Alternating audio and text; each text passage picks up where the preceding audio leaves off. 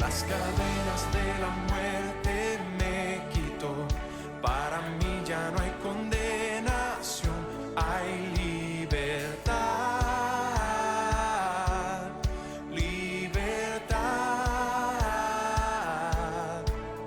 Siendo esclavo del pecado me libró, en la cruz compró mi redención y libertad,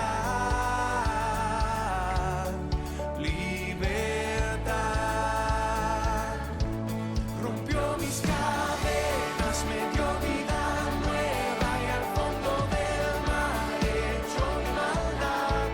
Lavó mis pecados y me ha perdonado. Solo en el nombre de Jesús hay libertad.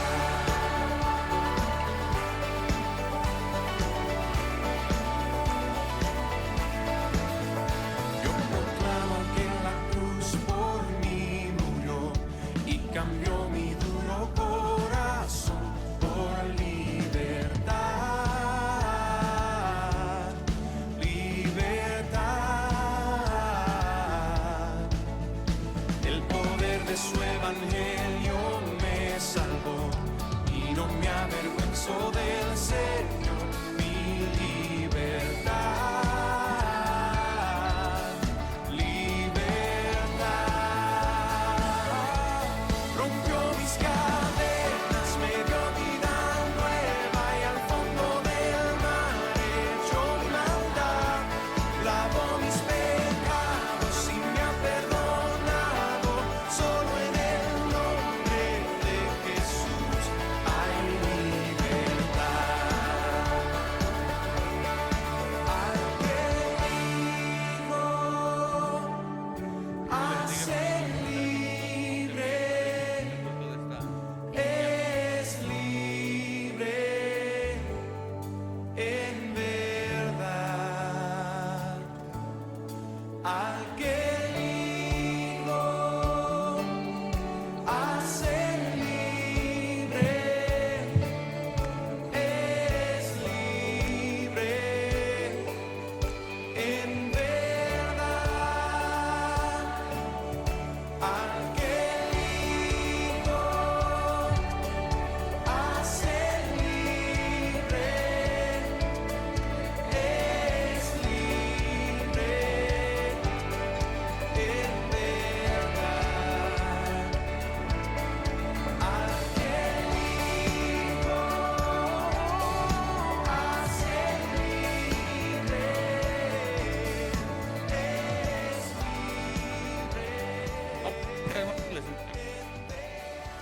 Hacer una oración para con Dios. Vamos a orar. Gracias, Padre, te damos por esta mañana. Gracias porque eres bueno con nosotros, que nos cuidas, Padre, y permites que vengamos aquí a tu casa una vez más. Gracias, Señor, por la gracia de poder acercarnos a ti. Tú sabes bien, Padre, las personas que oran delante de ti. Nada hay oculto, Señor, delante de tus ojos. Tú todo lo examinas, Señor, todo lo ves. Conoces hasta los pensamientos más ocultos de nuestras vidas, Padre, y todo está desnudo, Señor, delante de ti. Por eso, Señor, no podemos venir mintiendo, y te rogamos, Señor, que tú nos disculpes por todo lo malo que hemos hecho. Padre, te rogamos en esta mañana que pues, tú recibas estos cantos, estas alabanzas, Señor, que son entregadas para ti. Ayúdanos, Padre, como iglesia a permanecer firmes, a permanecer fieles, Señor, a ti.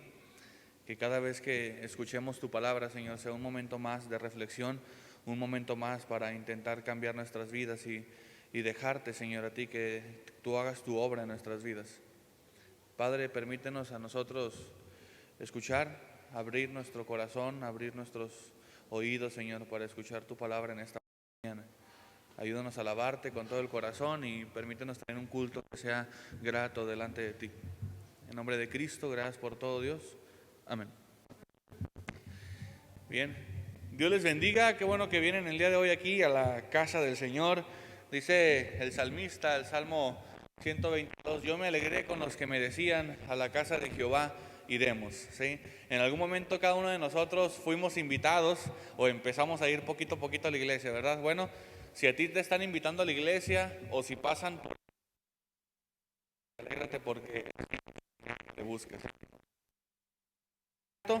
Este canto se llama Ciudad de Dios, recordando siempre, como dice la Escritura, nuestra ciudadanía está en los cielos. Recuerden eso, somos ahorita en este mundo extranjeros, somos peregrinos, pero nuestra patria, nuestro lugar se encuentra ahí en los cielos. ¿Sí? Estamos aquí nomás de paso. ¿Sí? Y vamos a entonar este canto que es Ciudad de Dios.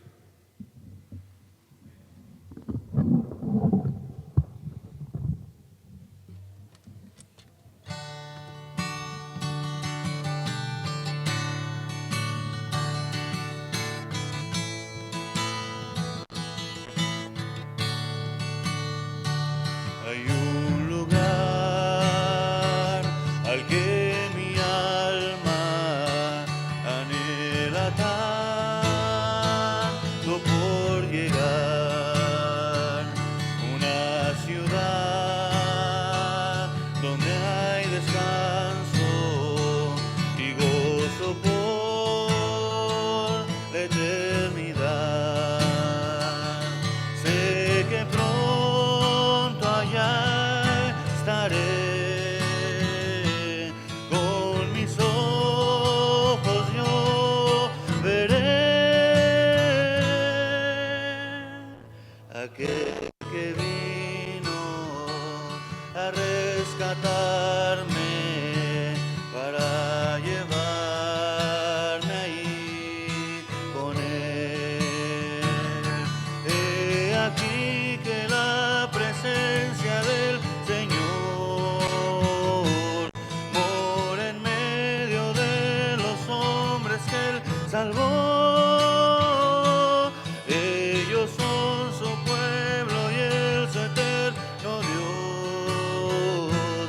La ciudad de Dios es lo que anhelo yo. Hay un lugar resplandeciente donde no hay más oscuridad, no existe más un enemigo, se vive en plena libertad, santa y dulce comunión, sin vergüenza ni temor, pues su justicia cubre por siempre mi pecado y corrupción. He aquí que la presencia del Señor mora en medio de los hombres que Él salvó.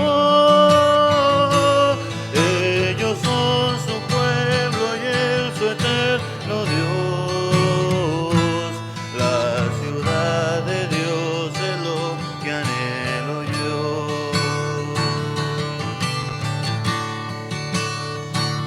Hay un lugar donde su gloria satisface el corazón. Recibiré la recompensa, me abrazará mi Salvador. Ya no hay llanto ni dolor, no hay más pruebas ni aflicción.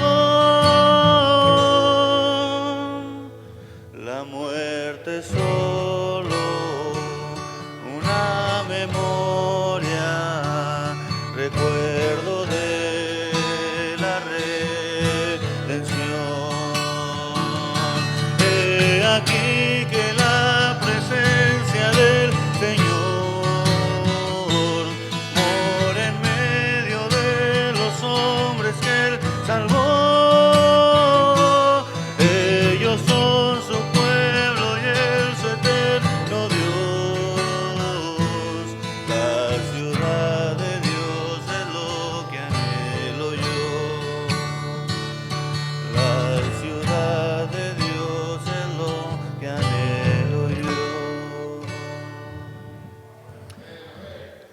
así debe ser. La ciudad de Dios es lo que debemos de anhelar nosotros siempre. Vamos a tomar asiento, hermanos, vamos a continuar en esta mañana. Le invito al pastor Sosa, si nos puede ayudar con una súper bienvenida.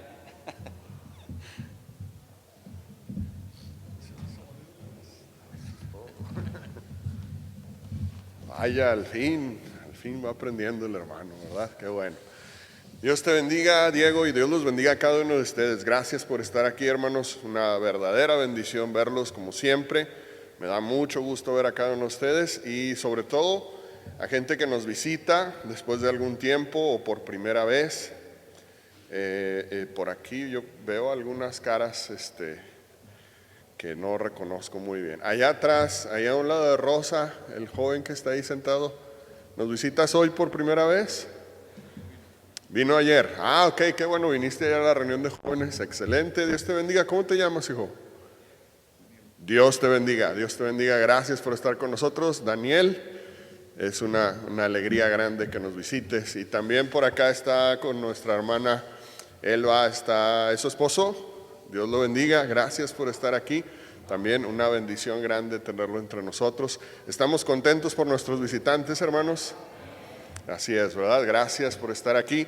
Todavía faltan algunos por llegar, pero estamos contentos por ustedes. Hermana Patti, ¿no trae ahora nuevos visitantes? Todos son de los de siempre. Bueno, de todos modos, bienvenidos todos, hijos. Dios los bendiga. Y bueno, vamos a seguir adorando a nuestro Dios con nuestro canto y después también con las demás cosas que hacemos para mostrarle al Señor que le amamos y que ponemos nuestra atención en Él. Vamos a cantarle, vamos a poner atención a la palabra de Dios, vamos a ofrendar, vamos a abrir nuestros corazones y mentes a lo que Él tiene para nosotros hoy. Acuérdense, esto no es algo trivial, esto no es algo casual, esto es estar en la presencia de Dios. Cuando uno se reúne con el pueblo de Cristo, estamos en presencia de Dios y debemos tomarlo como tal, ¿verdad? Como una cosa sumamente importante. Gracias por estar aquí, hermanos. Dios les bendiga. Diego.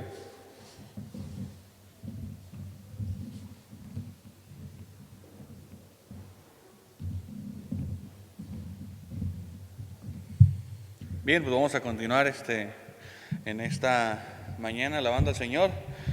Y es así, gracias a Dios, que permite que este templo poco a poco se va llenando, van trayendo nuevas personas, porque la Escritura dice que el Señor añadía cada día a su iglesia a los que habían de ser salvos, ¿sí? O sea, Él es el que trae a las personas.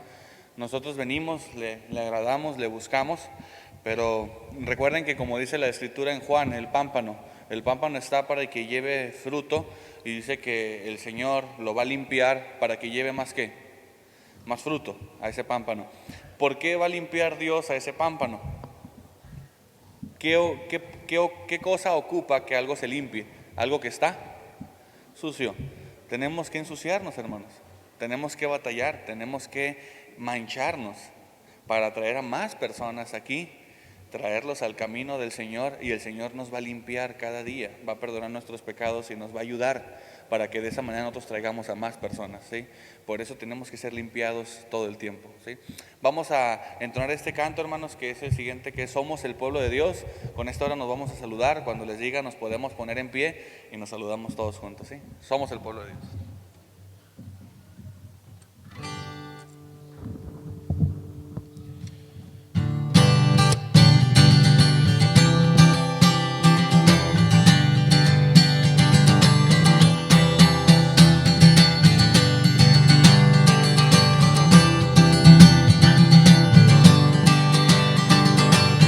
Somos el pueblo de Dios,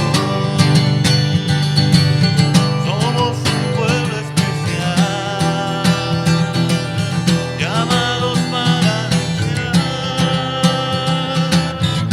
las virtudes de aquel que nos llamó a su nombre. Somos el pueblo de Dios. Tu sangre nos redimió.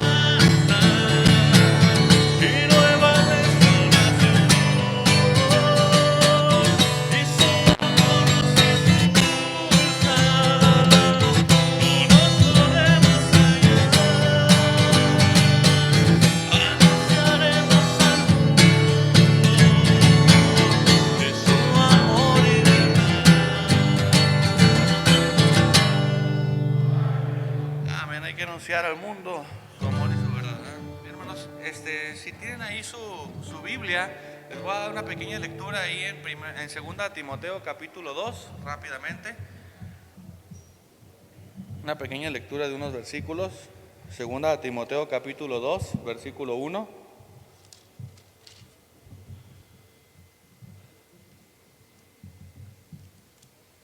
Segunda Timoteo 2, del 1 al 7.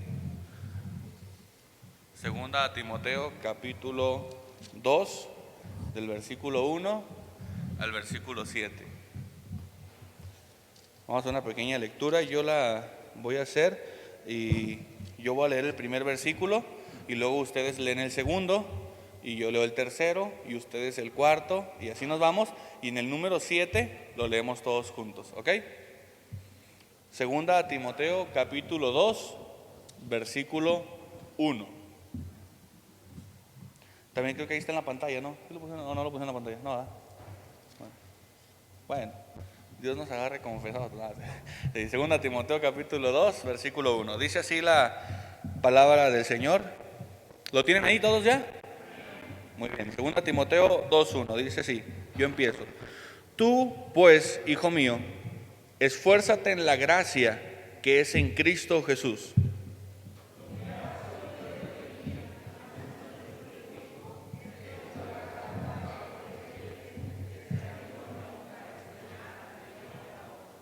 Tú, pues, sufre penalidades como buen soldado de Jesucristo.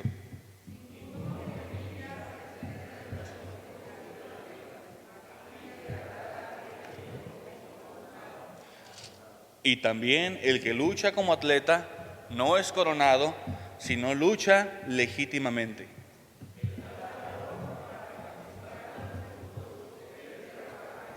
Leemos todos el 7. Considera lo que digo y el Señor te dé entendimiento en todo. ¿Sí? Amén. ¿Sí?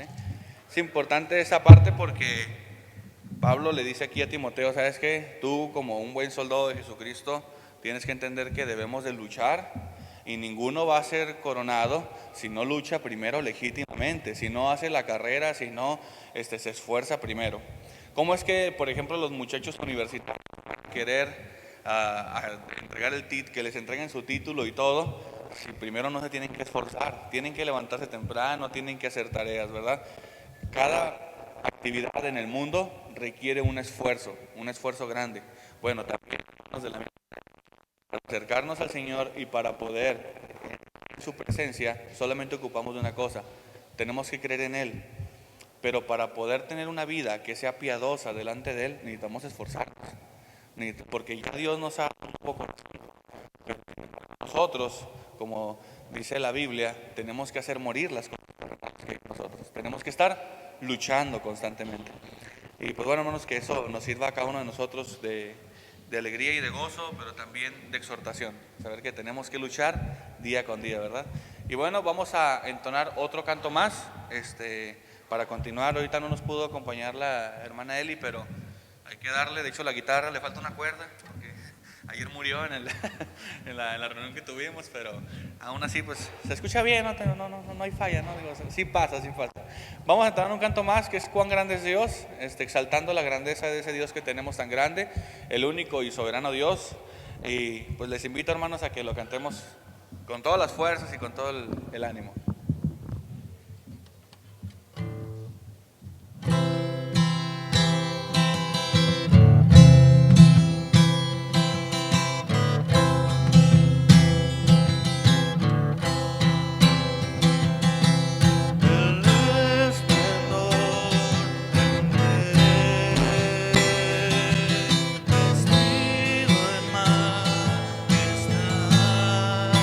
La tierra está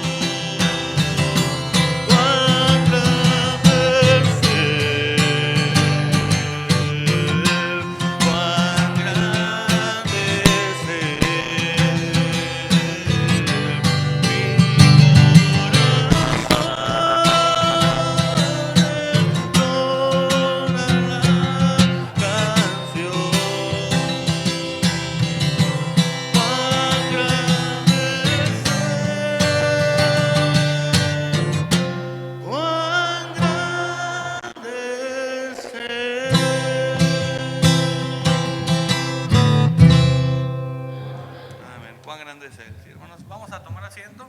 Vamos a dar tiempo al mensaje de esta mañana. Preparen sus espadas para recibir la palabra del Señor. Te bendiga, hermanos. Gracias.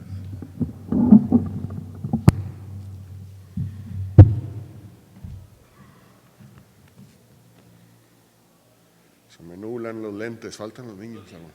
Sí. Van a pasar los niños a dejar su ofrenda y después comenzamos. Estamos juntos otra vez, alabando al Señor.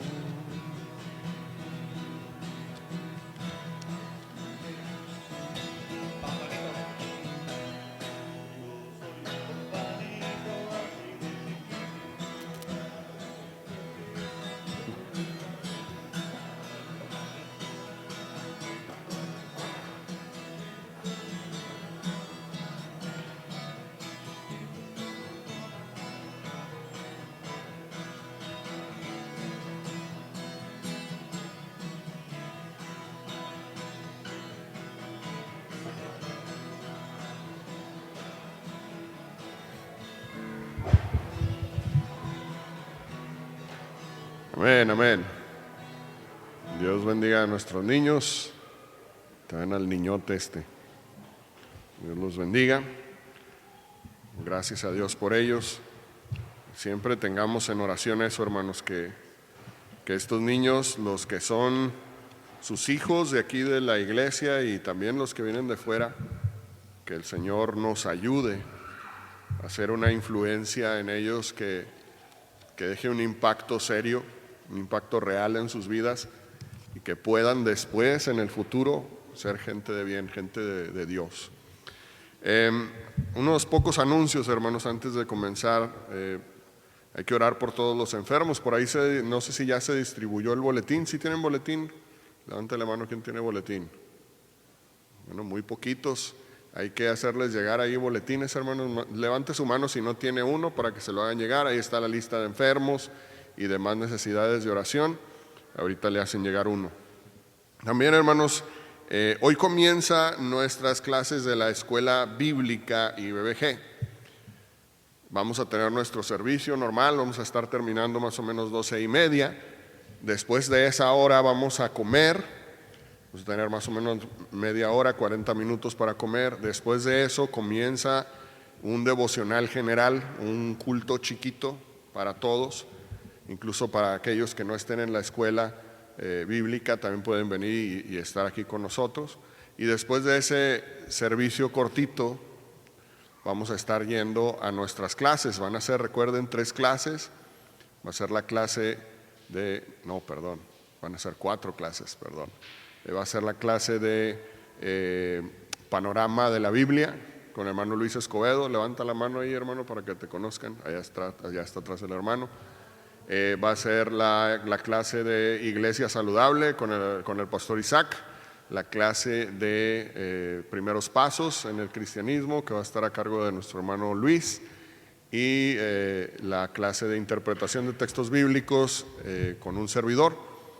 Ya tenemos un registro más o menos de entre 6, 7 personas por grupo, que obviamente no es toda la gente de la iglesia, ¿verdad? Faltan muchos por inscribirse. Ojalá algunos más de ustedes lo quieran hacer hoy o quizá después en las próximas semanas. Pero yo creo que es un buen comienzo para las clases.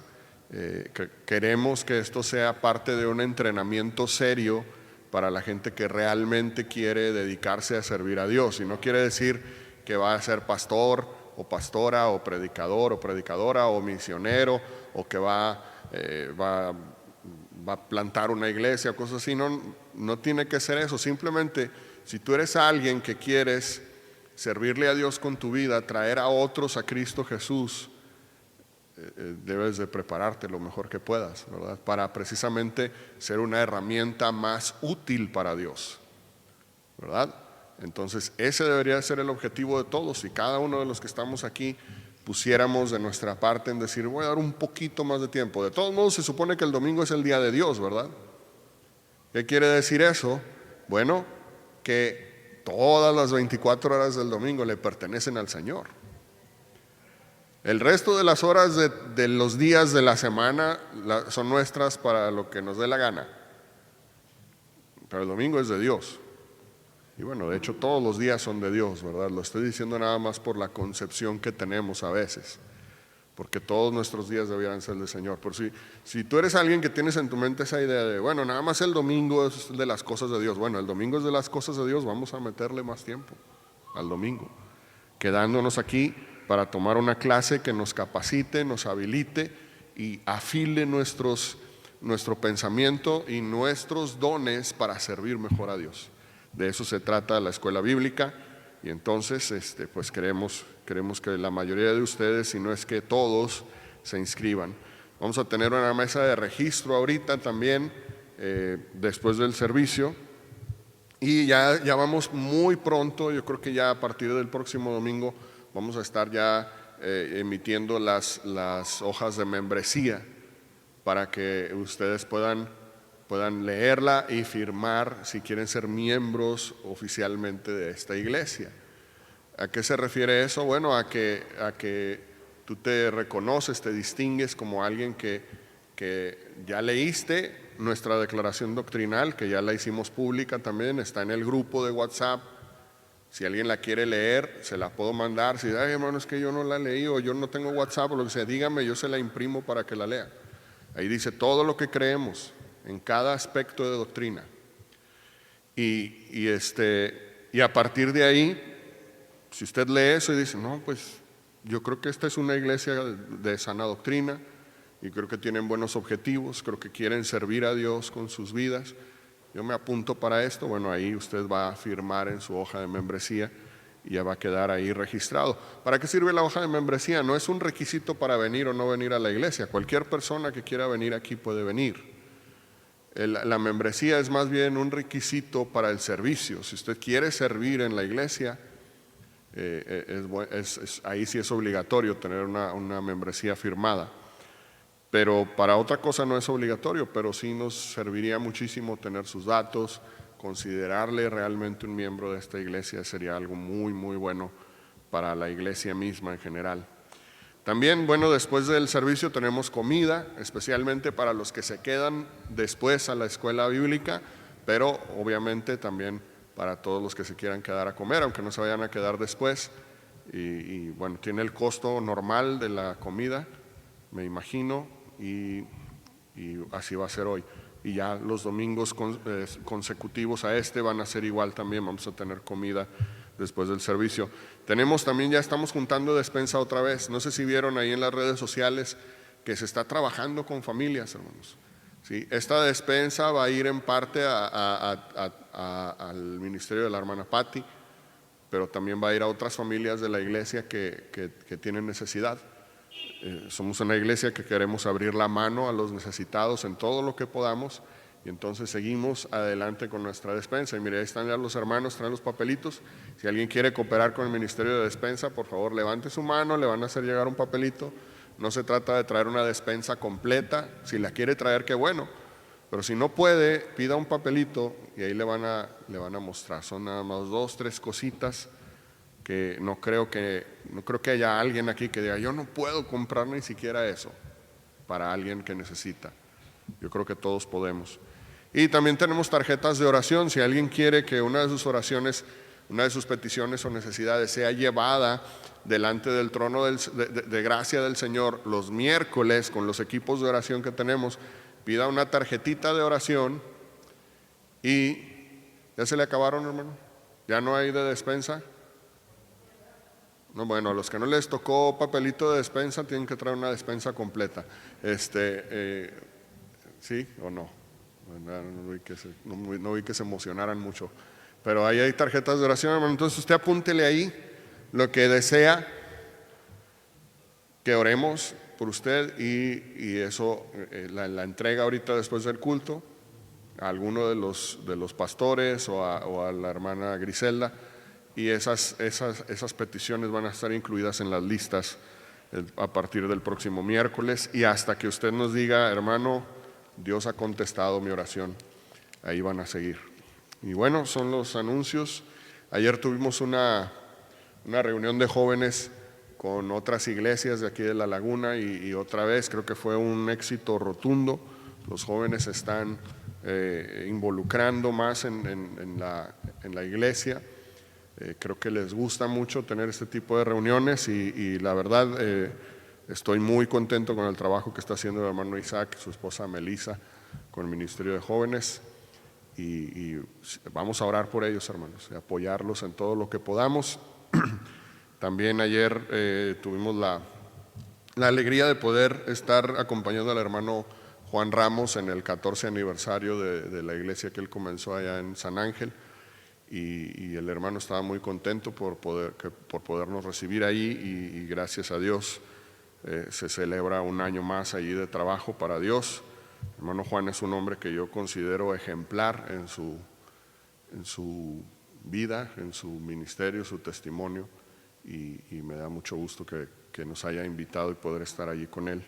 Oren también por esa iglesia y sigamos orando, hermanos. Les pido que oren por lo que está pasando aquí, por la gente que está enferma. Ahorita hay varias familias que no están aquí porque están enfermos de vías respiratorias. No digo de COVID porque no sé, ¿verdad? No les he hecho la prueba ni nada, pero oren mucho por los hermanos que no están aquí porque están enfermos. No sé si se fijó que ahora el gallito no estaba ahí en la puerta. Bueno, está enfermo el hermano. Bueno, eso dice, a lo mejor anda en Mazatlán, no sé. Pero oren por ellos todos los que faltan y que el Señor les alivie pronto. Vamos a la palabra de Dios, hermanos, vamos a la palabra de Dios y les voy a pedir que abramos nuestras Biblias en Marcos capítulo 10 y versículos números 17 y 18. Y después vamos a ir a Juan 13 y versículo número 13. Vamos a hacer 2 lecturas para empezar hoy. Marcos 10, 17 y 18. Y después Juan 13, 13. ¿Estamos ahí? Si no están ahí, y de todos modos yo estoy leyendo en la nueva Biblia de las Américas. Entonces si quieren ver el mismo texto que yo estoy viendo, ahí lo están proyectando en la pared. Dice la palabra de Dios: cuando Jesús salía para irse, vino un hombre corriendo y arrodillándose delante de él le preguntó: Maestro bueno, ¿qué haré para heredar la vida eterna? Jesús le respondió: ¿por qué me llamas bueno? Nadie es bueno sino solo uno, Dios. Después Juan 13:13 nos dice: ustedes me llaman Maestro y Señor y tienen razón porque lo soy. Oremos. Padre bendito, gracias Señor por tu palabra. Te suplico que la bendigas en el corazón de mis hermanos y que nos ayude, Señor, a entender la importancia suprema de aprender de ti para poder cada vez ser edificados en amor, en servicio y en deseos de compartir tu gloria con otros. Espíritu Santo, no me permitas desviarme. Úsame simplemente como un mesero que va a servir el banquete que tú has preparado, Señor. Te lo pido en el nombre precioso de Cristo Jesús. Amén. ¿Qué tienen que ver estas dos escrituras? ¿Alguien se fijó que tienen que ver una con la otra? ¿Alguien ha notado ahí algún detalle similar entre los pasajes? Es pregunta, no creen que es retórica, sí quiero que me contesten. ¿Alguien ha notado alguna similitud ahí entre los dos pasajes que leímos? ¿Cuál es? A ver, la hermana Itzel está diciendo ahí. En los dos le llaman a Jesús maestro, exactamente, eso es. En estos dos pasajes a Jesús se le llama maestro. Tenemos primero a este joven, dice, cuando Jesús salía para irse, vino un hombre corriendo, dice, y arrodillándose delante de él le preguntó y le dijo: Maestro bueno, ¿verdad? Y en Juan 13:13 dice: ustedes me llaman maestro. Entonces Jesús será reconocido como un maestro. Dice ahí la escritura, él le preguntó: Maestro bueno, ¿qué haré para heredar la vida eterna? Y Jesús le respondió: ¿por qué me llamas bueno? Nadie es bueno sino solo uno, Dios.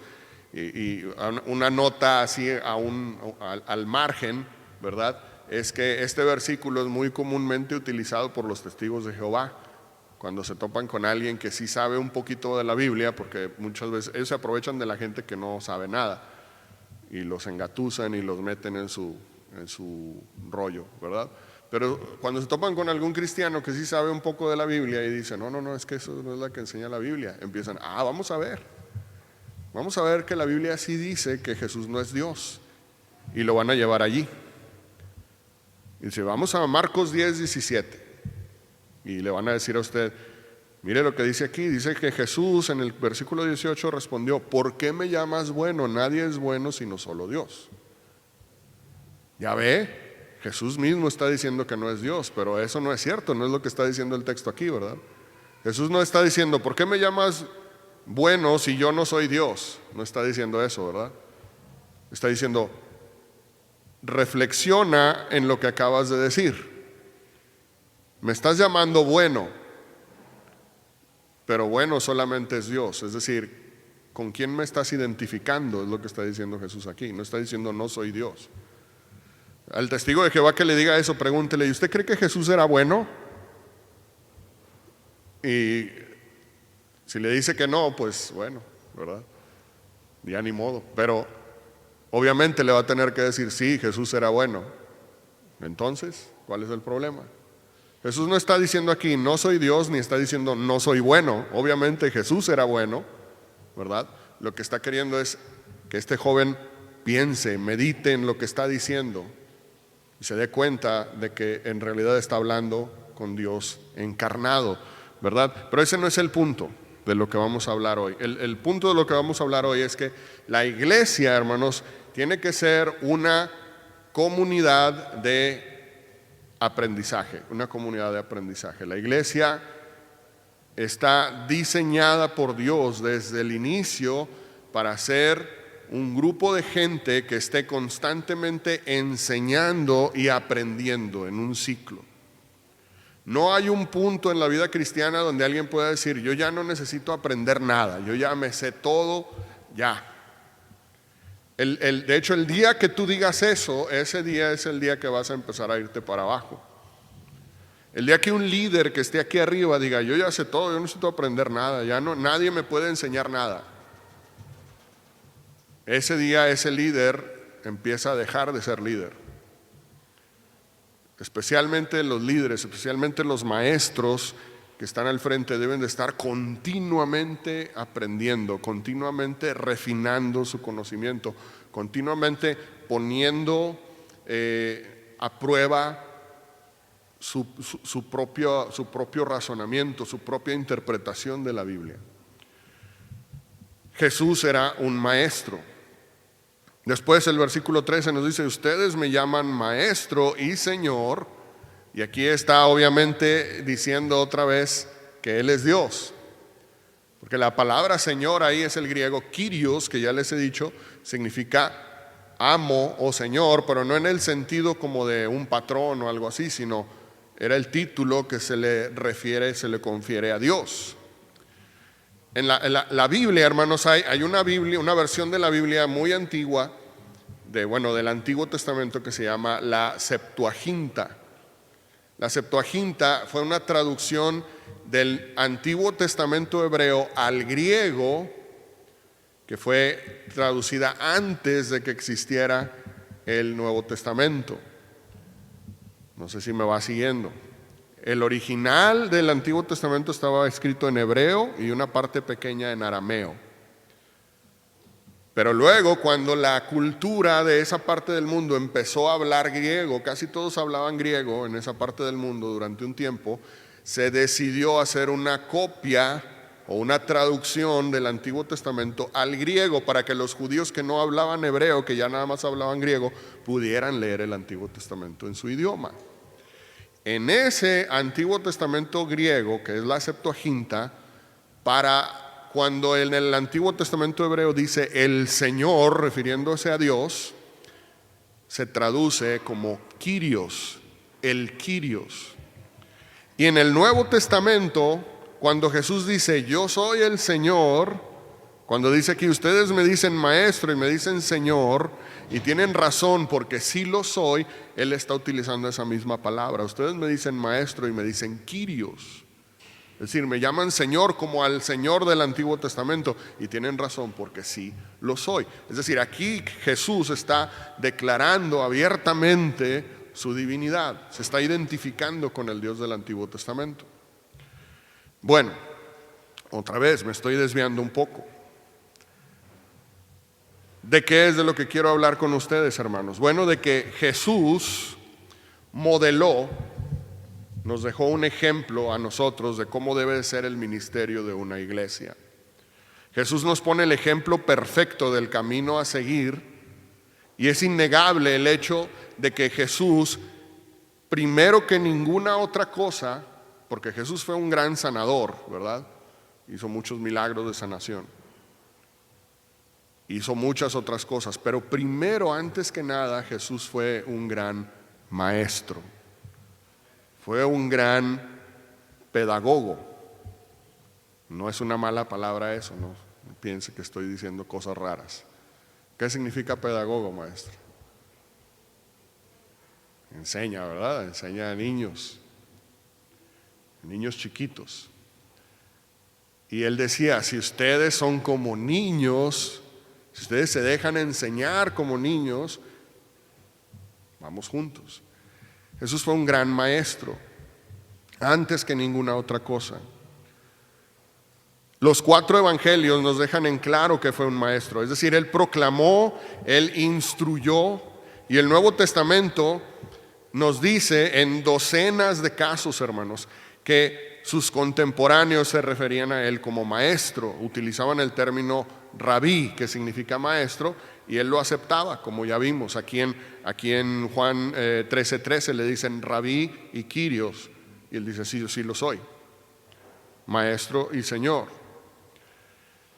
Jesús se distinguió, hermanos, por milagros, ¿verdad? De sanación, de alimentación de los necesitados, ¿verdad? Multiplicaba los panes y los peces y todo esto, pero primero, antes que ninguna otra cosa, él se mostró como un maestro. En Lucas 2, versículos 41 al 52, vamos allí, nos dice la palabra: los padres de Jesús acostumbraban ir a Jerusalén todos los años a la fiesta de la Pascua, y cuando él cumplió 12 años, subieron allá conforme a la costumbre de la fiesta. Al regresar ellos, después de haber pasado todos los días de la fiesta, el niño Jesús se quedó en Jerusalén sin que lo supieran sus padres. Y suponiendo que iba en la caravana, anduvieron camino de un día y comenzaron a buscar a Jesús entre los familiares y conocidos. Cuando no lo encontraron, volvieron y lo buscaron en Jerusalén.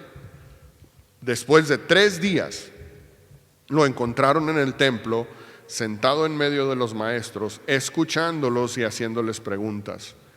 Todos los que le oían estaban asombrados de su entendimiento y de sus respuestas. Cuando sus padres lo miraron, se quedaron maravillados, y su madre le dijo: hijo, ¿por qué nos has tratado de esta manera? Mira, tu padre y yo te hemos estado buscando llenos de angustia.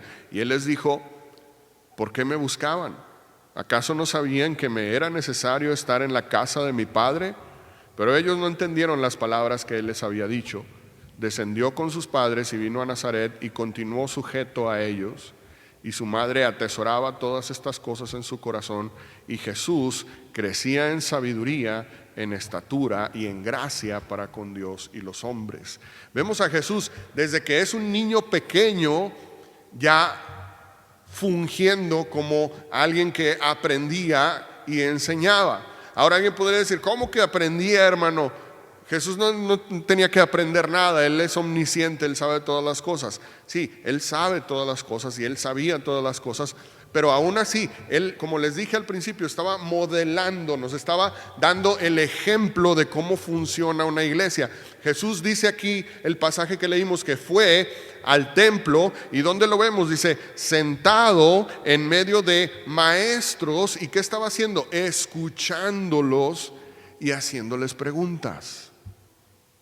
Es decir, Jesús nos está diciendo qué es lo que debemos de hacer nosotros. Ustedes vienen aquí, se sientan y escuchan maestros que les enseñan. Ahorita, después del servicio, vamos a tener clases en diferentes lugares de las instalaciones con 4 grupos diferentes, donde ustedes van a poder sentarse así como Jesús delante de un maestro y poder hacer preguntas, aprender algo. Jesús sabía todo, Jesús sabía más que esos que estaban enseñando, pero Él estaba dando el ejemplo de cómo se hace, cómo se vive la vida cristiana. Entonces Jesús se distingue por este ciclo de aprendizaje y enseñanza. Aquí nos dice que los escuchaba y les hacía preguntas, pero luego dice también que cuando ellos lo escuchaban a Él, se maravillaban de su entendimiento y de sus respuestas. Es decir, también ellos le hacían preguntas a Él. Es un ciclo, ¿verdad? Entonces, todo cristiano deberá entrar en ese ciclo iniciado por Jesús, convirtiéndose en un oyente de la palabra, en un estudioso de la palabra, y después poder él también llevársela a otros y que esa otra gente también le haga preguntas y pueda aprender de ellos. Todos debiéramos ser dentro de la iglesia alumnos y maestros. Es lo que estamos viendo aquí. Partiendo de esto, hermanos, de este ejemplo de Jesús, nuestro ministerio aquí en la iglesia debe ser primero y antes que otras cosas un ministerio de enseñanza. Ustedes se acuerdan de estas 4 palabras que tenemos aquí, ¿verdad? Las 4 palabras que son los 4 propósitos de nuestra iglesia. Tenemos aprende, ama, sirve y comparte. A esto me estoy refiriendo. Lo que estamos haciendo ahorita, hermanos, es iniciar el ciclo. Aprende. ¿A qué vengo a la iglesia? Vienes a aprender. Y ese aprendizaje te va a llevar a otra cosa, que es amar cada vez más a Dios. Y después, porque le amas, vas a querer servirle y le vas a servir a través del prójimo. Y ese servicio también incluye después el compartir, es decir, el meter a otros en este ciclo de ser como Jesús.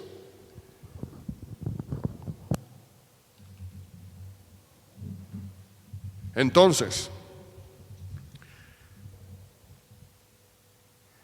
lo que implica esto para nuestra iglesia, les decía, es que debemos ser primero y antes que otras cosas un ministerio de enseñanza. Claro, somos un ministerio que alimenta a los necesitados. Somos un ministerio que cuida de los que necesitan más que nosotros. Somos un ministerio que trata de guiar a los jóvenes, de darles un lugar donde ellos puedan tener esparcimiento y alegría entre ellos, comunión entre ellos, para que no anden allá afuera en el mundo, que puedan estar aquí con nosotros. Todo eso es bueno y es parte de lo mismo, pero primero, antes que ninguna otra cosa, la iglesia debe de ser un ministerio de enseñanza. Sin embargo, hermanos, si decimos vamos a hacer un ministerio de enseñanza, adelante, hermano, esto tiene implicaciones muy serias y muy importantes. Porque no es nada más, pues sí, vamos a enseñar, ahí agarra un libro cualquiera y ya diles algo. Para ser un maestro de la Biblia, no basta simplemente con haber leído o conocer algo del tema que vamos a enseñar. Cualquiera sabe eso, ¿verdad? No cualquiera puede ser maestro, no nada más porque sepas puede ser maestro. Mi padre es un experto guitarrista. Él de joven tocaba guitarra clásica, pero en orquesta filarmónica. Mi papá sabe tocar Mozart y Bach y cosas así en la guitarra, pero no enseña. Nunca me enseñó a mí a tocar la guitarra, a ninguno de sus hijos. Y él me decía, es que no es lo mismo tocar que enseñar, hijo. Yo no me siento como para poder enseñarle a alguien a tocar la guitarra. Y yo he visto hermanos que no pueden tocar Bach, no pueden tocar Mozart, pero agarran a un niño y le enseñan a tocar la guitarra luego. No a lo mejor a ese nivel, pero le enseñan. Entonces no es lo mismo saber que poder enseñar, ¿verdad? Entonces, tenemos que tener un compromiso con la verdad que vamos a transmitir, con la verdad que vamos a enseñar, y por consiguiente también con los métodos y con los medios que vamos a utilizar para enseñar esa verdad. Tenemos que tener un compromiso con eso. Y vamos a ver los métodos, los medios y las actitudes que debemos tener como iglesia para enseñar. Primero, número uno, tenemos que tener una apreciación o valoración muy elevada de la Escritura. Número uno, tenemos que tener una valoración o apreciación muy elevada de la Escritura. Vamos a 2 de Timoteo, capítulo 3, versículos 10 al 17. 2 de Timoteo 3, versículos 10 al 17. Dice la palabra de Dios. ¿Estamos ahí? Pero tú has seguido mi enseñanza, mi conducta, propósito, fe, paciencia, amor, perseverancia, mis persecuciones, sufrimientos, como los que me acaecieron en Antioquía, en Iconio y en Listra. ¿Qué persecuciones sufrí? Y de todas ellas me libró el Señor. Y en verdad todos los que quieren vivir piadosamente en Cristo Jesús serán perseguidos. Pero los hombres malos e impostores irán de mal en peor, engañando y siendo engañados. Tú, sin embargo, persiste en las cosas que has aprendido y de las cuales te convenciste, sabiendo de quién las has aprendido. Desde la niñez has sabido las sagradas Escrituras, las cuales te pueden dar sabiduría que lleva a la salvación mediante la fe en Cristo Jesús. Toda Escritura, y esa es la parte más importante de este pasaje, toda Escritura es inspirada por Dios y útil para enseñar, para reprender, para corregir, para instruir en justicia, a fin de que el hombre de Dios o la mujer de Dios, ¿verdad?, sea perfecto, equipado para toda buena obra. De este primer pasaje, hermanos, que acabamos de leer, se desprende el compromiso primordial del maestro en la iglesia. Debemos aspirar a ser maestros 100% bíblicos. Esa debe ser nuestra aspiración. Es bien difícil, hermanos.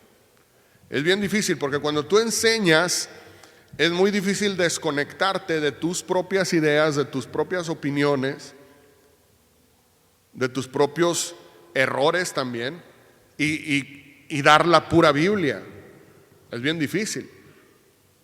Porque incluso si yo dijera, bueno, no voy a decir nada, nomás me voy a subir allá arriba y voy a leer la Biblia, al cabo la Biblia obra sola. Aún si hiciera eso estaría mal. ¿Por qué? Porque el maestro bíblico es llamado a explicar la Biblia, no nada más a leerla. Entonces somos llamados a compartir la enseñanza de la Escritura, a analizarla, a desglosarla delante de ustedes para que ustedes entiendan mejor lo que la Escritura dice.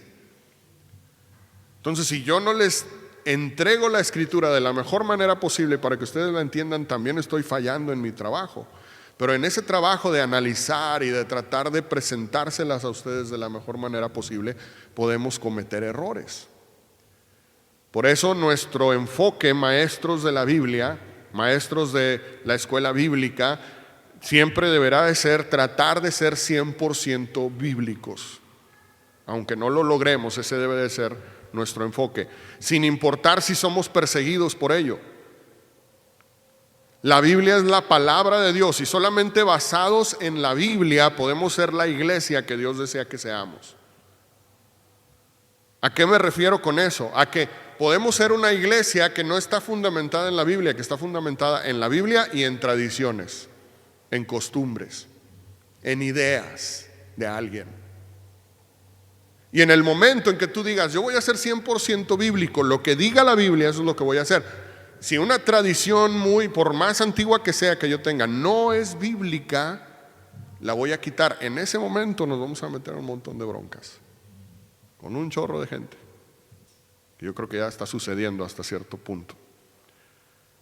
Si permitimos que tradiciones o prejuicios de hombres nos desvíen de la revelación divina, estamos perdiendo la misma esencia de lo que significa ser una iglesia cristiana. Tenemos que ser bíblicos. La valoración elevada del texto sagrado nos debe de llevar también a utilizar traducciones de la Biblia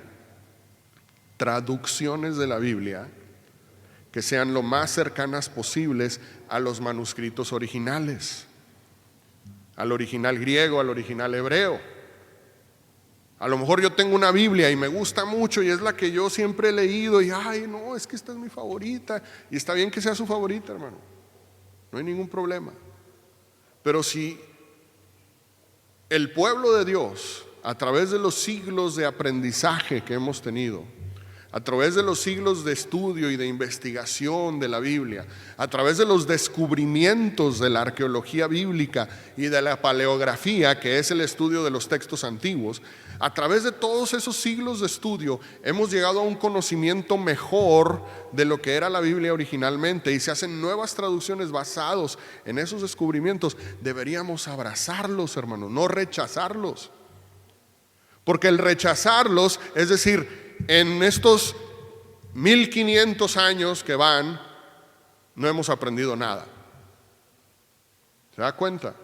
Mucha gente ve lo nuevo como malo, nada más porque es nuevo, y lo antiguo lo ven como bueno nada más porque es antiguo. Pero creer eso es decir, no hemos progresado nada en 1000 años de iglesia. No se ha descubierto nada nuevo en la arqueología bíblica, no se han descubierto nuevos manuscritos más cercanos a los originales. Es decir, la iglesia llegó a su punto cúspide en la época de la Reforma, en el siglo XVI, y ya después de ahí ya todo es basura. ¿Usted cree eso? No, Dios sigue estando con la iglesia. Desde la Reforma protestante hasta aquí, desde la época del libro de Hechos en la Biblia, desde la iglesia primitiva, Dios ha estado velando con su gracia por la iglesia a través de los siglos. Y hoy yo puedo decir con toda seguridad que la iglesia tiene mejores medios para enseñar la palabra de Dios que los que tenía en la época de Lutero, que los que tenía en la época de las primeras iglesias. Porque tenemos simplemente, ¿cómo que de las primeras iglesias? No, ya la regó, hermano. No la regué, hermano, porque la iglesia primitiva no tenía Biblias para empezar. ¿Cómo que no tenían Biblias, hermano? ¿Y luego qué leí? No.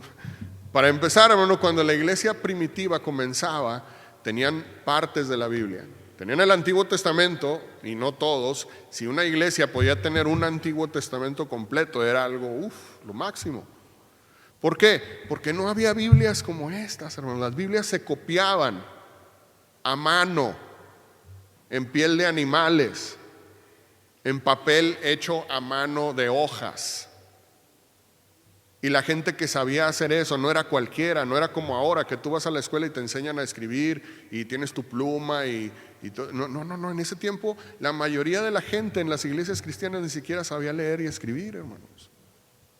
Entonces, ¿cómo pensamos anacrónicamente, verdad? Muchas veces pensamos que la iglesia primitiva era como nosotros. No era como nosotros, nada que ver. Eran iglesias sin Biblias que se fundamentaban alrededor de un maestro que a lo mejor sí tenía una copia de algunos libros y que sabía leer y que sabía escribir y que había sido instruido para enseñar.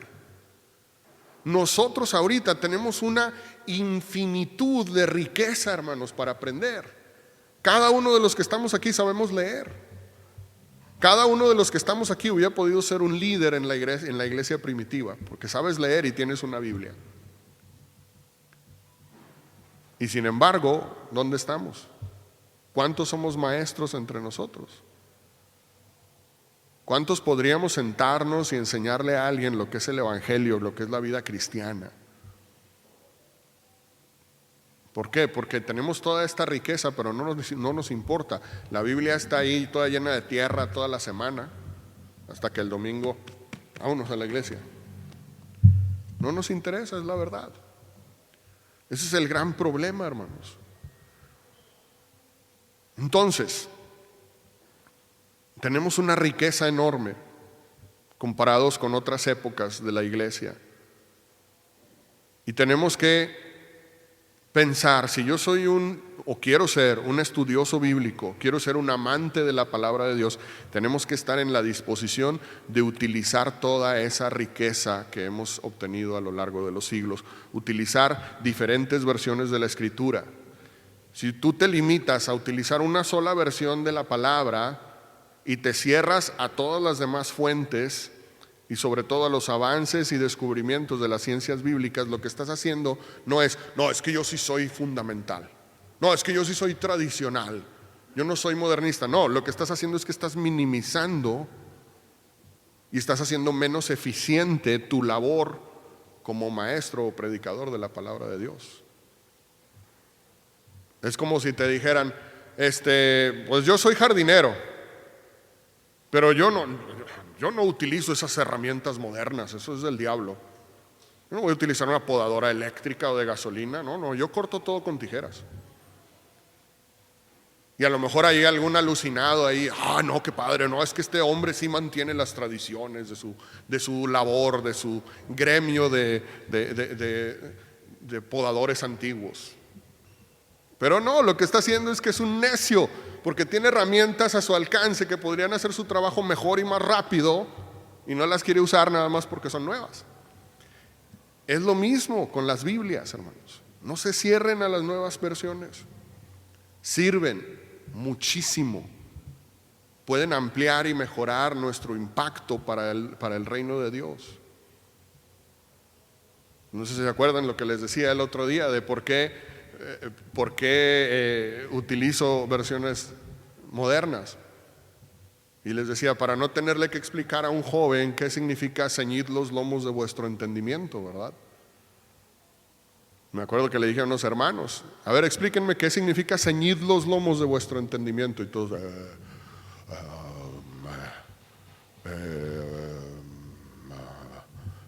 y ya les expliqué qué significa. Sí, eso significa. Y les dije, hermanos, ustedes llevan 20 años leyendo la Biblia que dice eso y no saben qué significa. Hasta que yo les acabo de explicar qué significa. Significa prepara tu mente, prepara tu pensamiento para algo. ¿Por qué no mejor compras una Biblia que ya diga así? En vez de tener que estar pensando, a ver qué significará esto, y vas a sacar un diccionario del siglo XVI a ver qué significa ceñid y qué significan los lomos y de esas cosas. No, mejor compra una Biblia nueva que ya dice como debe de decir en el español que tú hablas.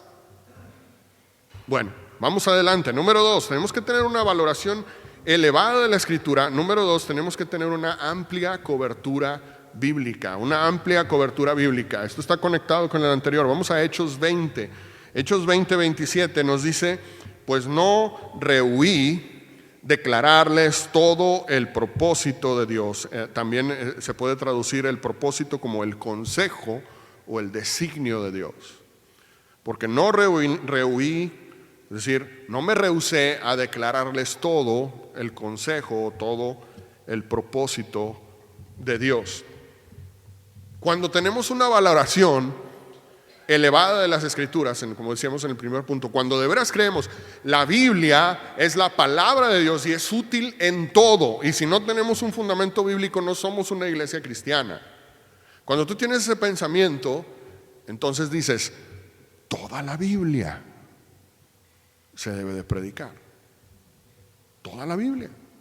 No nada más las partes cómodas, no nada más las partes que son fáciles de enseñar, no nada más las partes que parecen respaldar mis creencias y mis tradiciones.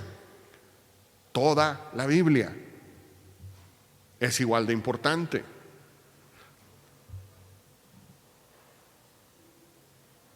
Cuando tenemos esta valoración elevada de las Escrituras, eso no nos deja escoger cómodamente lo que se acomode a las tradiciones o a las expectativas que otros tienen de mí. Hay gente diciendo, no, hermano Ramón predica puras herejías. Bueno, herejías de acuerdo a su opinión. Yo creo que estoy predicando la Biblia. A lo mejor no estoy predicando las partes que se acomodan a las tradiciones de otros, pero yo no estoy interesado en las tradiciones de otros, estoy interesado en ustedes. En que ustedes reciban enseñanza 100% bíblica. Debemos someternos a cada parte de la palabra santa de Dios, y esto implica que tanto predicadores como receptores estemos constantemente deseosos, constantemente ocupados en ser gente conocedora bíblicamente hablando. para poder enseñar y para poder evaluar también lo que nos enseñan. ¿Por qué creen que les voy a dar un curso de interpretación de textos bíblicos? Porque quiero que ustedes puedan evaluar lo que yo enseño. Para que cuando ustedes me escuchan a mí o a quien sea, ustedes puedan discernir qué me están enseñando. ¿De veras es bíblico? ¿O son ideas de este?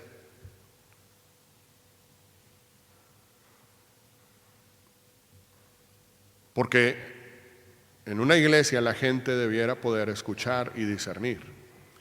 Porque cuando criticamos a alguien que enseña algo, no lo debemos criticar basados en lo que no sabemos, sino en lo que sí sabemos. No critique basado en la ignorancia, critique basado en el conocimiento.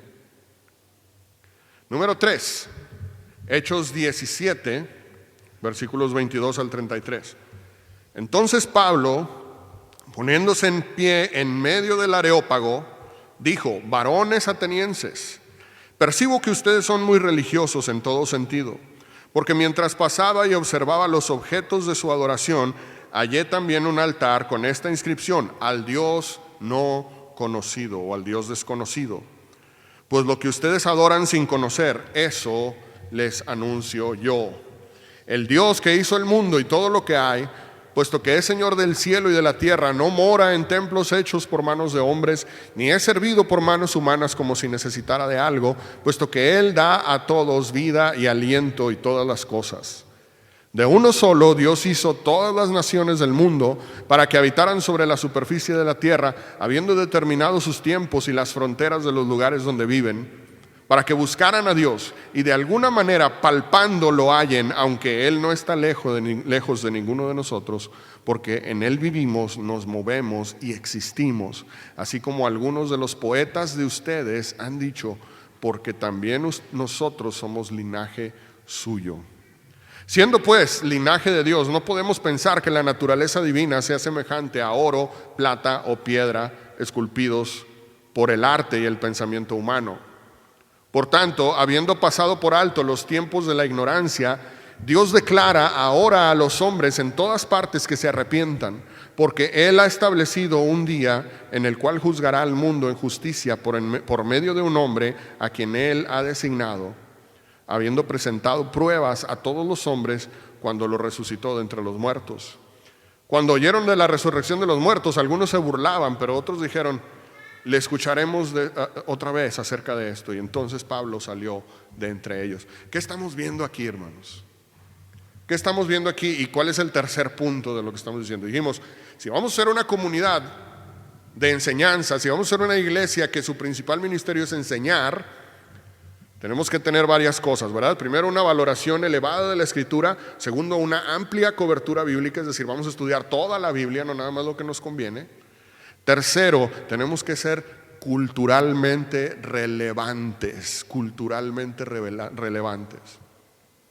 ¿Qué está haciendo Pablo aquí? Pablo llega a Areópago, que es una plaza donde se juntaban todos los pensadores, los sabios de los griegos, y él llega ahí y ve este monumento que dice: al Dios desconocido, al Dios no conocido. ¿Y qué es lo que hace Pablo? Llega y les dice: bola de idólatras, eso no existe. No, ¿verdad? Pablo llega y les habla de ese Dios, de ellos. Y no solamente llega y utiliza el monumento que ellos tienen para predicarles, utiliza los textos de sus propios poetas. ¿Se da cuenta? Porque les dice, como dice, ¿verdad? Dice ahí el versículo 28, así como algunos de los poetas de ustedes, no de Israel, no del pueblo de Dios, de ustedes, de los griegos paganos, inconversos, hay poetas de ustedes que han dicho, porque también nosotros somos linaje suyo. Y utiliza líneas de poesía de los paganos para predicar el evangelio de Cristo. ¿Qué está haciendo Pablo? Está siendo culturalmente relevante. Es decir, no está pintando una raya y diciendo: ay, no, fuchi, los poetas de los griegos no, porque no son cristianos como yo. No, esa estatua ahí, ese monumento, no, eso es del diablo. Yo vengo a hablarles de Cristo, mire, y déjeme le doy un folleto. No está haciendo eso Pablo. Pablo está metiéndose en la cultura de los griegos y les está hablando de Cristo desde la cultura de ellos mismos. Entonces, hermanos, el cristiano, la iglesia cristiana relevante, debe mostrar la relevancia, valga la redundancia, la relevancia de la palabra de Dios, la debemos mostrar estudiándola y llegando a un punto, hermanos, en que le hable a los hombres, le hable a los valores y a las suposiciones de la cultura de nuestro tiempo, hermano. Esto significa que vamos a tomar las doctrinas y los principios bíblicos, pero los podemos relacionar con ideas, métodos y nociones de la cultura de ahorita. Eso quiere decir que no podemos tratar de llevar la verdad bíblica a la gente del siglo XXI utilizando los métodos y las herramientas del siglo XIX. ¿Sí me entiende? Hay gente que no entiende eso, no les entra en la cabeza, es imposible. Yo no sé en qué punto se dio esta como partición de las aguas en las que alguien dijo, hasta aquí nada más, esto es lo único que sirve. De aquí en adelante ya nada va a servir. Solamente las traducciones de la Biblia hasta el siglo XVI y solamente los himnos y música que se haya escrito del siglo XVIII para atrás. Todo lo demás después de eso ya no sirve. ¿Dónde dice eso en la Biblia? Primero. Y segundo, ¿qué sentido tiene? Hay gente que pregunta, yo no sé por qué los jóvenes ya no les interesa estar en las reuniones de la iglesia. Pues porque vienen y los metes a una reunión del siglo XVIII, compadre. Ni a mí me gustaría estar ahí. O sea, yo sé que a ustedes, a lo mejor algunos hipócritamente van a decir que no, pero yo sé que a ustedes les gusta la música de ahorita, ¿verdad? A lo mejor no la que escuchan los jóvenes de ahorita, pero me refiero a la música de tu tiempo. Por ejemplo, a mí me gusta la música de los 80s y de los 90s, porque soy de esa época. Ay, hermano.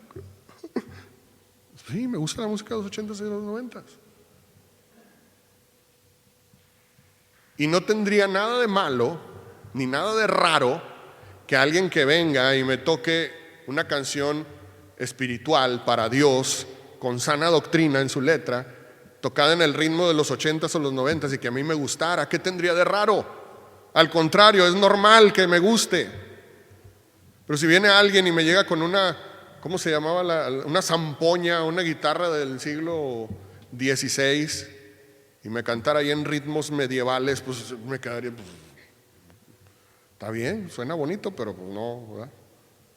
Pues si se la tocan a uno del medievo, pues ese sí le va a gustar. Si tú le tocas a mi papá canciones de José Alfredo Jiménez, pues a él le van a gustar, obviamente. Y si le tocas ahorita de BTS, pues no le van a gustar, obviamente. No tiene nada de raro. La gente vive en su tiempo y en su cultura. Cuando el Señor Jesucristo vino a la tierra, no le dijo a la gente, la están regando, necesitamos hacer las cosas como las hacía Moisés. Hace siglos. Vamos a regresarnos a como hacía las cosas Moisés. No, Jesús fue un hombre de su tiempo. Jesús llegó y vivió como la gente de su tiempo, hablaba como la gente de su tiempo, vestía como la gente de su tiempo, enseñaba cosas que eran relevantes para la gente de su tiempo. No llegó, no, ¿saben qué? Es más, ni siquiera como Moisés, necesitamos regresarnos hasta Adán, porque entre más viejo mejor. No. Y de hecho, si hacemos eso, hermanos, estamos poniendo obstáculo. No podemos seguir tratando de hacer eso, de llevar la verdad bíblica a las nuevas generaciones con los métodos, las herramientas y las ideas de los siglos anteriores. Necesitamos, hermanos, ser culturalmente relevantes. Cuando hacemos eso, cuando seguimos aferrados a las tradiciones arcaicas, para llevar la Biblia, la palabra de Dios, a las generaciones de hoy, lo que estamos haciendo es que estamos siendo un obstáculo en vez de un promotor de la verdad. Hay gente así, ¿sí sabe? En Estados Unidos están los Amish, por ejemplo. La cultura Amish son un grupo de gente cristiana, como nosotros, pero que ellos dicen, no, es que todo lo nuevo es malo. Creemos nosotros que del siglo XVIII para atrás es lo correcto. Entonces, ¿qué hacen? Se encerraron ellos en comunidades entre las montañas, entre el bosque, donde viven ellos solos, ahí encerrados, usan ropa del siglo XVIII, no tienen luz eléctrica, no tienen celulares, no tienen ninguna tecnología que pase después de esos siglos, usan caballos todavía, y ellos dicen, es que lo nuevo es malo, nosotros estamos bien porque estamos en lo de antes. ¿Cuánta gente creen ustedes que esos ganan para Cristo cada año? ¿Cuánta gente creen ustedes que llega ahí a las comunidades de ellos? ¡Ay, qué padre! Yo quiero vivir sin luz, quiero hacerme como ustedes. ¿Cuánta gente creen que ganan así? Obviamente nada, hermanos, esas comunidades se están acabando, y lo que pasa es que crecen nada más porque se están reproduciendo entre ellos, y luego nacen ahí todos enfermos porque son puros hijos de primos y cosas así. Porque nadie se quiere añadir a su comunidad, por más que tengan la Biblia, por más que sean cristianos, nadie quiere ser parte de ellos porque son totalmente, culturalmente irrelevantes. Nadie del tiempo moderno quiere regresarse a vivir en el pasado. Tenemos que ser como iglesia entonces culturalmente relevantes. Siguiente, número 4, y aquí casi termino, ya son 5 puntos nada más. Tenemos que ser eficaces en nuestra comunicación, eficaces en nuestra comunicación. Si queremos ser una iglesia que sea un ministerio de enseñanza, tenemos que ser eficaces en nuestra comunicación. Algunos ejemplos, hermanos, de cómo el mundo instruye a la gente desde chiquitos nos pueden servir para entender esto. Muchas veces decimos, es que, ¿por qué el mundo se está llevando a todos los jóvenes? ¿Por qué están aprendiendo los valores del mundo en vez de los de la iglesia? Si yo los traje toda la vida a la iglesia y los llevaba a la escuela dominical, ¿por qué se los está llevando el mundo? ¿Por qué la enseñanza del mundo penetra mejor en sus mentes que la de la iglesia? ¿Que no se supone que este libro tiene poder? ¿Que no se supone que está respaldado por el Espíritu Santo y el Espíritu Santo debería de poder tener más fuerza que las enseñanzas del mundo, no? Yo creo que sí es así. ¿Qué está pasando entonces? Yo creo que el problema somos nosotros, no la Biblia. La Biblia tiene el mismo poder de siempre. El mismo Espíritu Santo que resucitó a Jesucristo de entre los muertos sigue siendo el autor de este libro. El problema somos nosotros, no la Biblia, hermanos. La Biblia sigue siendo el mismo tesoro que siempre ha sido. Puede cambiar la vida de cualquiera, hoy o hace 1000 años. Lo que pasa es que no entendemos cómo comunicar nuestro mensaje a la gente de este tiempo. ¿Qué utiliza el mundo? El mundo utiliza todo tipo de propagandas, de publicidad, de maneras de llegarle a la mente de la gente. Por todos lados lo vemos. ¿Cómo nos persuade la publicidad a hacer cosas? ¿Cuántas veces han comprado algo que después dicen, chin, ¿para qué lo compraba? No sirve para nada, ay, lo compré y ahora ya me anda. ¿Por qué? Porque te convencieron, compadre. Te lanzaron la propaganda y tú, sí, lo voy a comprar. Y luego después ya te anda. Pero porque saben cómo llegar a la mente de la gente, saben cómo capturar tu atención. Te explican, ¿verdad? Te dicen cuáles son las virtudes de ese producto, cuáles son las ventajas. Te presentan el producto como algo digno de ser recibido. ¿Cómo presentamos nosotros las virtudes de la vida cristiana a la gente? ¿Cómo le decimos a la gente que el contentamiento y la bendición que tenemos en Cristo es algo digno, algo que debieran desear ellos? ¿Cómo deberíamos enseñar el atractivo de la vida cristiana al mundo sin necesariamente apelar a los instintos del mundo, los instintos pecaminosos? Sinceramente y ciertamente, hermanos, creo que no es viniendo a encerrarnos cada domingo aquí. Nos venimos a encerrar o escuchamos nuestra predicación, nos sentamos ahí y luego nos vamos a nuestra casa a ver tele y ya. ¿Por qué crees que el mundo está agarrando a tus hijos? Porque el mundo no hace eso. El mundo anda sobres, anda movido, viendo todas las maneras posibles de esparcir su mensaje, su filosofía. y se mete donde nosotros no nos queremos meter. Nosotros, ay no, ¿cómo? No, es que eso no va de acuerdo con nuestras tradiciones. No, hermanos, vamos a hacerlo. Hay gente que ve como pecaminoso cualquier esfuerzo evangelístico fuera de las tradiciones cuadradas de toda la vida. Yo creo que tendríamos que estar llevando el nombre de Cristo a todos lados donde se pueda, de cualquier manera que nos sea posible. Un ejemplo, la arquitectura, es bien fácil. ¿Cómo que la arquitectura, hermano? Sí, la arquitectura. ¿Qué es lo que la gente valora de unas instalaciones? Y se los he dicho antes en otras ocasiones. ¿Por qué la gente va a galerías, por ejemplo, aunque no traigan dinero? Van a ver, o van a pagar y se quedan. ¿Por qué la gente va allí? Y se van a ver y se compran a lo mejor un elote, una nieve, y ahí se sientan y ahí están un rato y platican y luego ya se van a su casa. ¿Por qué van ahí? Porque las instalaciones son agradables. Porque afuera hace un calorón y andan buscando un lugar donde poderse sentar cómodamente y pasarse un ratito ahí nada más. ¿Qué es lo que la gente valora en unas instalaciones? ¿Qué es lo que valoran ustedes, por ejemplo? ¿Qué es lo que te gusta? Ahorita anda muy de moda las comunidades cerradas, ¿verdad? Vivir en una cerrada. ¿Por qué nos gusta vivir en cerradas? Hay muchas respuestas, ¿verdad? Hay más seguridad, no me van a molestar los testigos de Jehová, diferentes cosas, ¿verdad? Pero lo valoramos por una razón. ¿A quién le gustaría tener una cochera con sombra en su casa? ¿Quién tiene cochera con sombra de aquí? Mira, ahí hay 3. Bueno. ¿Y quién no tiene cochera con sombra en su casa?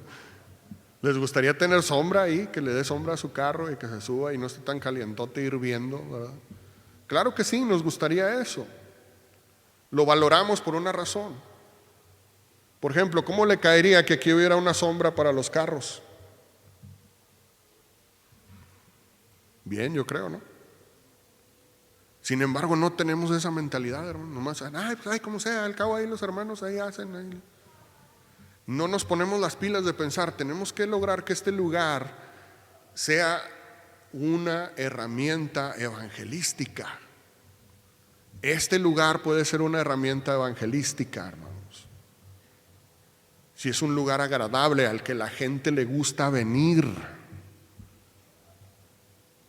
Y alguien va a decir, no, es que aquí vienen a escuchar la palabra de Dios y si no les gusta que se vayan. Bueno, entonces está siendo un obstáculo, no está siendo una puerta abierta. Claro que les vamos a dar la palabra de Dios, pero lo que más hagamos, cualquier esfuerzo en cualquier aspecto que hagamos para que la gente quiera venir, es una manera de facilitar la penetración del evangelio en la comunidad. ¿Por qué nos gusta una casa con muebles más bonitos o más cómodos que los que tenemos? Porque es agradable, simplemente, es cómodo. Yo creo que es hasta bíblico, hermanos, que la iglesia sea un lugar agradable al cual asistir, un lugar cómodo, un lugar bonito, bien diseñado. ¿Cómo, hermano? ¿Cómo que es bíblico? Bueno, vamos allá a la Biblia, vamos a Levítico 19, 33 al 34. Levítico 19, 33 al 34. Dice la escritura allí, cuando un extranjero resida con ustedes en su tierra, no lo maltratarán. El extranjero que resida con ustedes les será como uno nacido entre ustedes y lo amarás como a ti mismo, porque ustedes fueron extranjeros en la tierra de Egipto. Yo soy el Señor su Dios. ¿Qué está diciendo tu Dios? Cuando venga alguien que no es de ustedes, debería de llegar aquí y sentirse tan cómodo como tú te sientes en tu casa. Porque si tú amas al extranjero como te amas a ti mismo, lo vas a recibir en el mejor lugar que pueda ser posible. Y te aseguro, mejor no digo eso, se va a oír muy feo. Si se te hace muy dura la banca a ti, a él también se le va a hacer muy dura.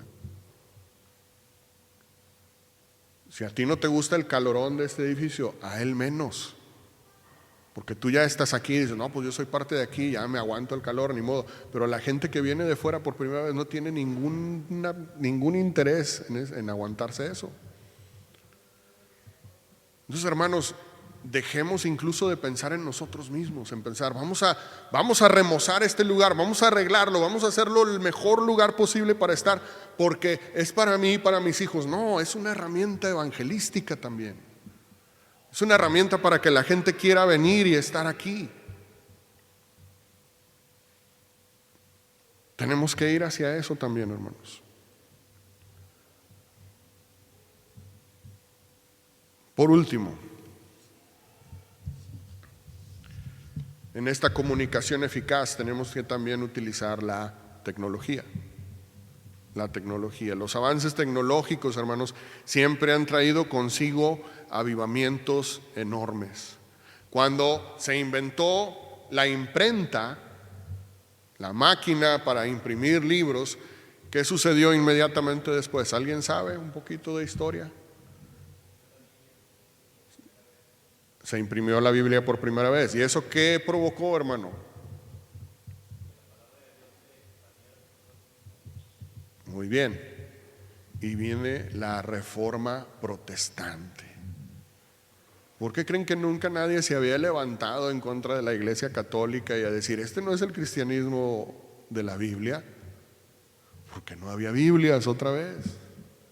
Y porque no todo el mundo tenía al alcance la Biblia en su idioma que lo pudieran leer. Llega la imprenta, empiezan a imprimir Biblias en el idioma de la gente. ¿Qué pasa? Inmediatamente hay una sublevación en toda Europa en contra de la Iglesia Católica y nace la corriente, la tradición protestante. Todo porque se inventó la imprenta y porque los hermanos de aquel tiempo probablemente eran menos asantanados y menos legalistas que los de ahorita, porque la abrazaron la imprenta inmediatamente. Vamos a imprimir Biblias. Le dijo, no, eso es del diablo, vamos a seguirlas escribiendo a mano, porque no, ¿cómo vamos a usar esas cosas modernas? No.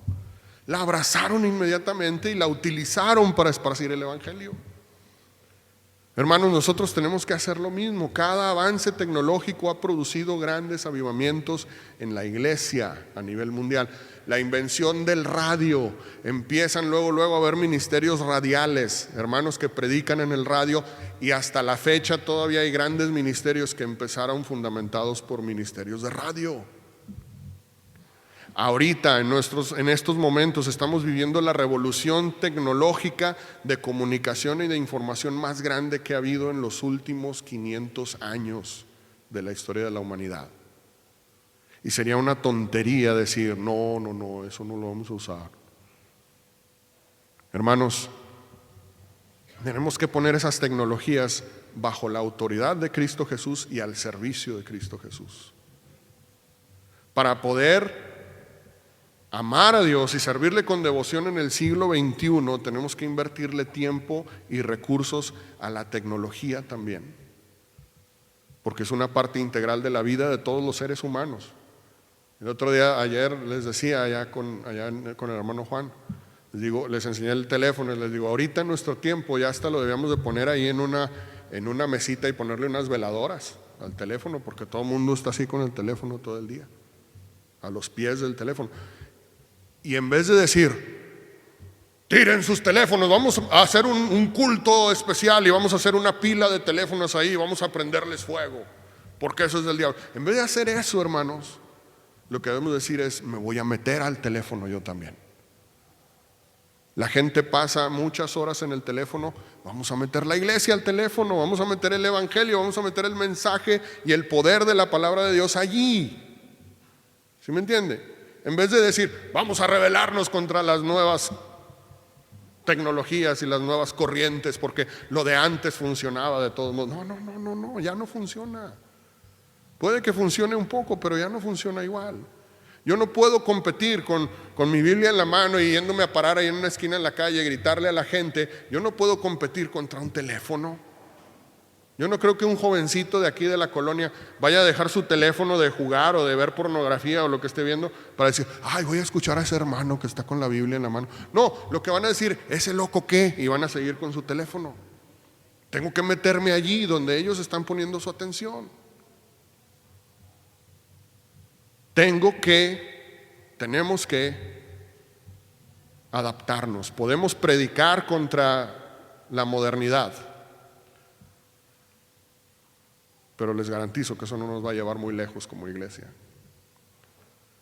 Y por último, hermanos, y ya saben que cuando un pastor dice por último, probablemente no es lo último, pero por último, tenemos que tener una enseñanza que sea un modelo vivo.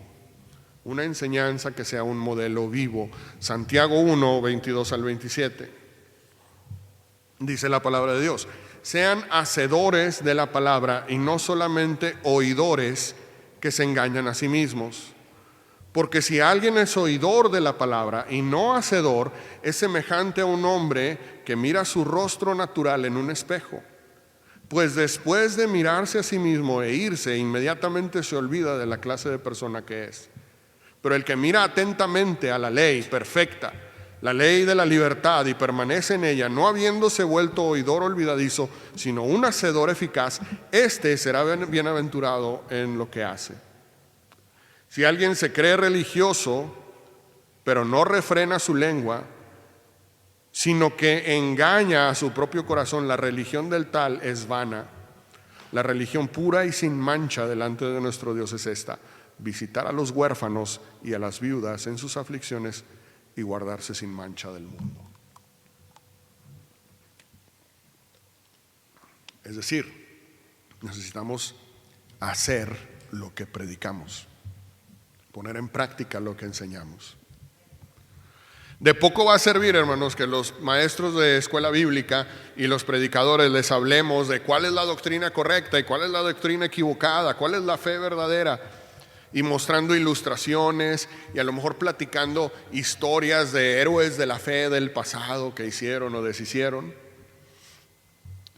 Si la gente no nos ve a nosotros siendo ejemplos vivos de lo que estamos enseñando. Si deseamos, otra vez, ser una comunidad verdaderamente educativa, tenemos que llevar a la práctica nuestra doctrina. No podemos ser nada más pura teoría, tenemos que ser práctica también. Tenemos que modelar en nuestras vidas lo que sucede cuando alguien pone en práctica la Biblia en su vida. Solamente así, cada uno de nosotros y ustedes, vamos a poder vivir vidas realmente bendecidas. Como conclusión, para terminar, ya otra vez dije para terminar. No me odien, por favor. La iglesia que Dios desea, hermanos, es una comunidad de enseñanza y de aprendizaje, una familia que vive edificándose en un mensaje y en una misión que nos han sido dados por Dios. Nuestra oración, la mía y la de los pastores y ancianos de la iglesia,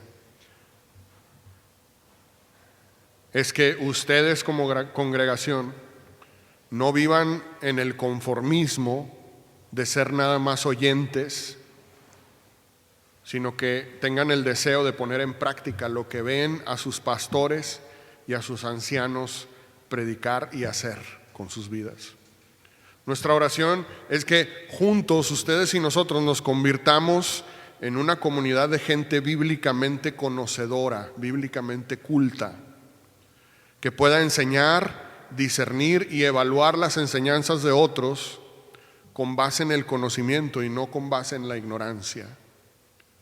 Y sobre todo, que juntos podamos vivir vidas que traigan honra y gloria al nombre de Jesús. Dios les bendiga, hermanos, los amo, les agradezco mucho su atención y su paciencia conmigo y los invito, inscríbanse a la escuela bíblica, formen parte de esta comunidad de aprendizaje y enseñanza. Vamos a prepararnos, vamos a entrenarnos para servir mejor a nuestro Dios, para presentarle menos obstáculos al Evangelio. Los invito. Oremos. Padre bendito, gracias por tu palabra. Te suplico que la bendigas en el corazón de cada oyente, Señor, y te suplico que no te haya estorbado, Señor, que cada pasaje de la Escritura haya sido fielmente explicado y que, Señor, realmente hayamos sido exhortados para desear brindar más de nuestro tiempo a ti, para aprender más de ti, para servirte cada vez mejor. Te amamos, te adoramos, Señor, en el nombre precioso de Cristo Jesús. Amén. Vamos a recoger las ofrendas, hermanos, y estaremos despedidos para comer. Y después regresamos, después de la comida, para nuestras clases de escuela bíblica. Vamos a hacer otra oración por las ofrendas. Padre bendito, bendice las ofrendas, Señor. Ayúdanos a dar generosamente. Todos nos quedamos siempre con algo que pudiéramos haber dado, Señor, y la verdad es que lo hacemos por puro egoísmo.